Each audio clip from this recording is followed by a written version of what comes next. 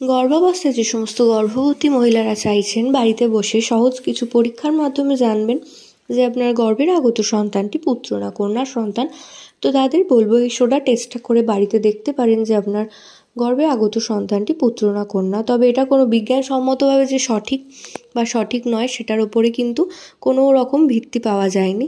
তো প্রথমত বলে রাখি, আগেকার দিনে যেহেতু আল্ট্রাসাউন্ড ছিল না, তো সেক্ষেত্রে কিন্তু এই ধরনের পরীক্ষা নিরীক্ষার মাধ্যমে মানুষ জানার চেষ্টা করতেন বা কিছু সংকেত দেখে বোঝার চেষ্টা করতেন যে গর্ভের আগত সন্তানটি পুত্র আসতে চলেছে না কন্যা সন্তান আসতে চলেছে। তো অবশ্যই চ্যানেলে নতুন হয়ে থাকলে চ্যানেলটিকে ফলো করে রাখবেন এবং পাশে থাকা যে বেল আইকন রয়েছে সেটা কিন্তু প্রেস করে রাখতে হবে। এতে করে যে কোনো রকমের ভিডিও আপলোড করলে কিন্তু আপনারা প্রত্যেকে নোটিফিকেশন পেতে থাকবেন। এবং যে সমস্ত মানুষের সাথে মিলে যাচ্ছে আমার যে সমস্ত সিমটম বলছি, তাদেরকে অবশ্যই বলবো চ্যানেলটিকে ফলো করে রাখতে, কারণ এগুলো আগেকার দিনের কিন্তু মা কাকিমাদের ধ্যান ধারণা থেকে তৈরি কিছু প্রবাদ এবং কিছুটা নির্ণয় কিন্তু মিলেও যেত, যার কারণে কিন্তু এই ধরনের প্রবাদ তৈরি হয়েছে, যেটা কিন্তু ওল্ড ওয়াইফ টেলস বলে একটা বই পাওয়া যায়, সেটাতেও কিন্তু লেখা রয়েছে। তো অবশ্যই আপনারা যদি চান সেটা কিনেও নিতে পারেন, কিনে পড়তেও পারেন, কোনো অসুবিধা নেই।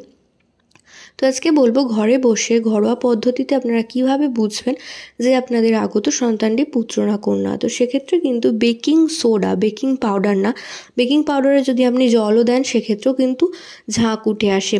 তো অবশ্যই বেকিং পাউডার নয়, বেকিং সোডা নেবেন কিছুটা বাজার থেকে, যে কোনো খোলা মার্কেটে আপনারা বেকিং সোডা কিনে আনতে পাবেন এবং যে কোনো গর্ভবতী মা চাইলেই বাড়িতে এই পরীক্ষাটা নিজেরাই কিন্তু করতে পারবেন।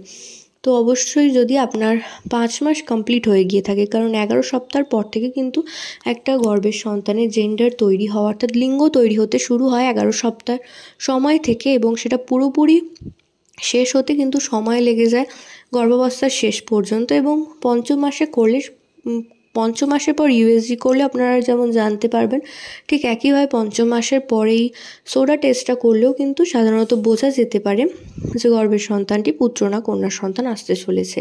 তো একটু সোডা নেবেন এবং সকালবেলার যে আপনার ইউরিন পাস করছেন সেটা কিছুটা কালেক্ট করে নেবেন এবং তার মধ্যে সেই যে বেকিং সোডা সেটা কিন্তু দিয়ে দিতে হবে। এবং যদি দেখেন যে বুদবুদ আকারে উঠে আসছে, অর্থাৎ অনেকটা ফেনার সৃষ্টি হচ্ছে বা ঝাঁক তৈরি হচ্ছে, তো সেক্ষেত্রে ধারণা করা হতো যে গর্ভের সন্তানটি পুত্র সন্তান আসতে চলেছে। অন্যথায় কোনো রকম যদি দেখেন যে কোনো রকম ঝাঁক উঠছে না বা কোনো রকম বুদবুদের সৃষ্টি হচ্ছে না, সেক্ষেত্রে কিন্তু ধারণা করা হতো গর্ভের সন্তানটি কন্যা সন্তান আসতে চলেছে। তবে অবশ্যই একটা কথা বলবো, সেটা কিন্তু সকালের অর্থাৎ ভোরবেলার ইউরিন হতে হবে। একদম প্রথম যে ইউরিন আপনারা সকালবেলা ঘুম থেকে উঠে যেটা পাস করবেন সেটা কিন্তু নিতে হবে।